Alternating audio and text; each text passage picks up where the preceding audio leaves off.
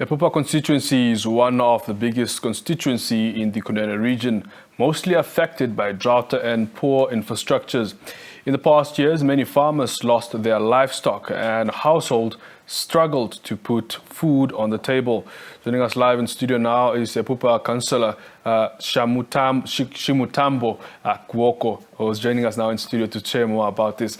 Sincere apologies if I have mispronounced your name, but thank you so much for making the time to talk to us this morning. You make it my surname, and my name is Tjimutambo Kuuoko. Tjimutambo. Yes. Very well. Thank you so much for the correction. Let's talk about parts of the areas in your constituency that have, faced or suffered drought effects as well. What is the extent of the situation this year, particularly with livestock? Thank you very much for this opportunity. As you have said already, that Epupa Constituency is one of the largest constituencies, and also affected by drought almost now for about 10 years, 9 to 10 years. And since then, really, we are not receiving enough rain. And our farmers, the community itself, and also lack of water, and all of those were affected in such, and also crops, some of those who are dealing with crops. But for livestock, most of the livestock, the community lost their livestock. And those who make it, who can afford, they shifted to other regions and to other areas, also to the neighboring country like Angola. So really we are affected. And as we are aware that really our constituency in the region is most of for the marginalized communities. We lost a lot because there is no any assistance which we can ourselves maybe to come up with besides that, just depending on the livestock. Most of this is of course brought up because there is not enough water in the area.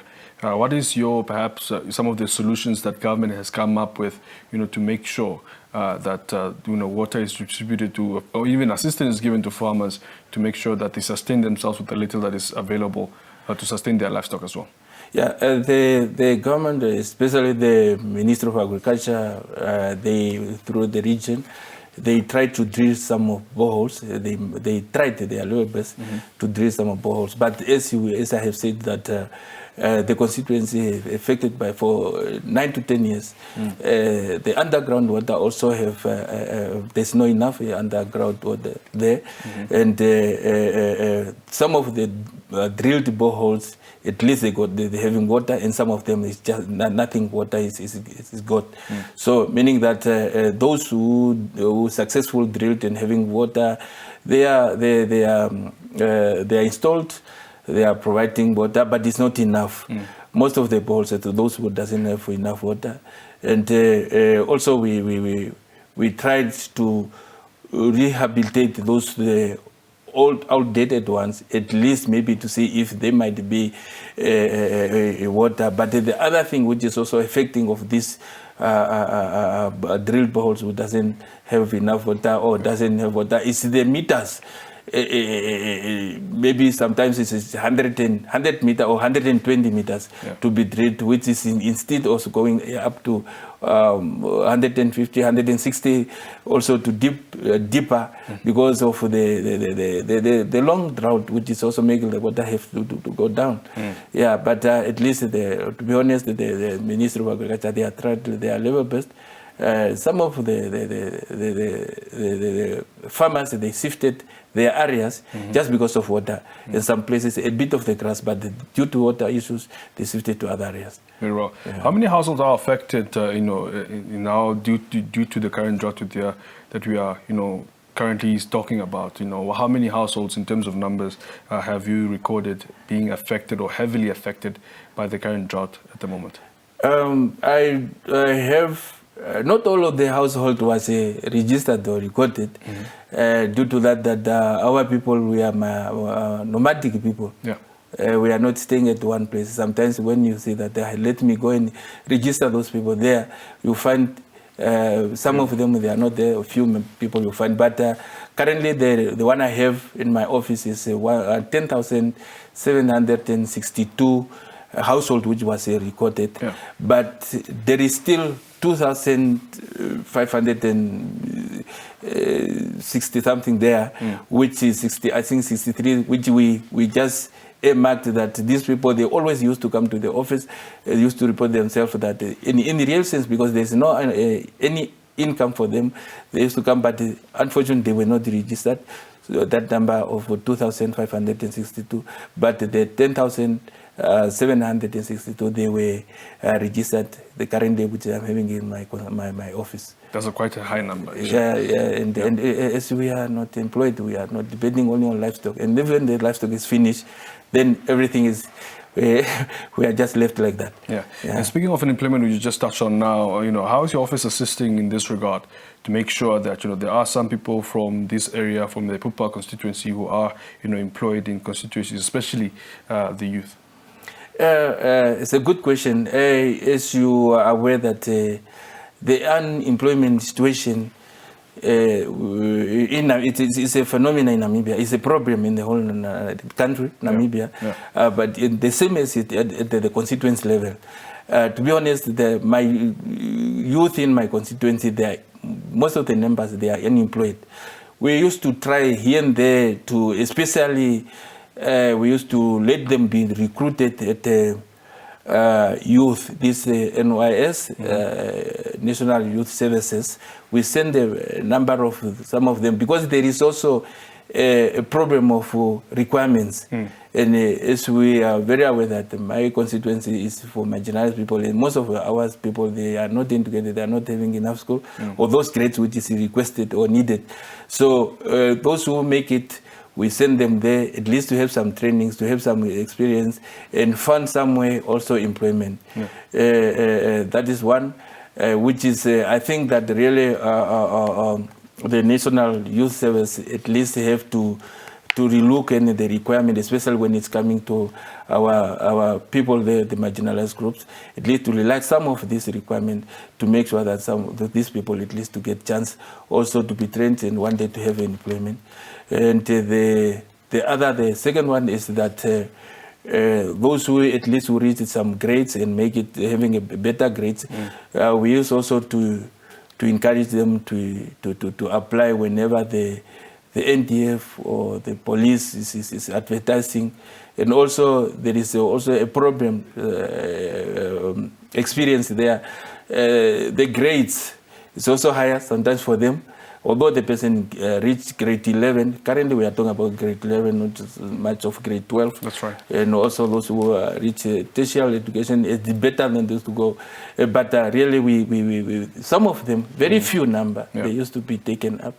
And also in past, they were considered at whatever grade they do have, at least to be considered for becoming a cleaner or labor at those institutions of ADF or army or whatever, or police. But now the requirement also they have changed the requirement. So our people really, they are not much employed and also contribute to the unemployment. The same apply to the police and correction services. Very well. Finally, Councillor, what is the focus, or what development is currently happening in Epupa constituency, and what is the focus really thereof? In Epupa constituency, there is a few number of development which is there, especially in terms of education side. We are busy constructing with enough number of schools there. We have in my constituency now, a lot of schools have been built, constructed. Although the problem of it now is to the encouragement of the of learners to attend the school, because due to the drought and the nomadic system or ways, but really when it's coming to the development of the schools to be for the communities enough there. Only 2 villages now, which I'm sitting with, which I'm finding still a problem to fund schools. I talked, I think 3 weeks ago now. I talked to the director of education, at least to take a school at Okandombo. I provided the congregated ions there in Tokaua, at least also those to come up with those, to become a better school. Because we turn all of these schools it was mobile schools, and we turn them to come now fixed schools there. Fixed structure. Yeah, structures. And also we when it's coming to the water provision, we are busy here and there, as I have said already, about the boreholes and all other things. Now, currently we're having this, we constructed the water pipeline for Okangwati settlement from Marimba, which is around 14 kilos. Which is at 90% to finish that, to provide the settlement with water, conducive water, so that at least to have a potable water for the community, because we have relied much time on the water from the man-made those wells and all those things. But at the moment, at least, there is a lot, even some clinics also in my constituency, especially at Rotumbana, we just inaugurated one there. Last it was at Chinungwa. Yeah, those are coming up. Even at Epupa, the one which is took long, but it's about also to be finished. Yeah, there is a lot. And also, maybe the last of the construction of the road from Opuo to Ochivide, around 75 kilos. It is on the way, although we are waiting, being a regional leadership, we are waiting from the road authority or Minister of Works or whoever involved in that one to come and brief us as a regional leadership, the regional councils. They never come, maybe they will come, so that at least we have to know. They cannot just do things or those projects in the constituent region without us, while we are just hearing of it in corridors or from other people.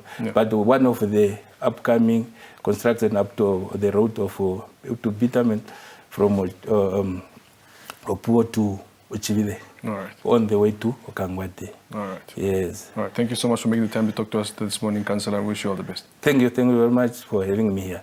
Absolutely. Thank you.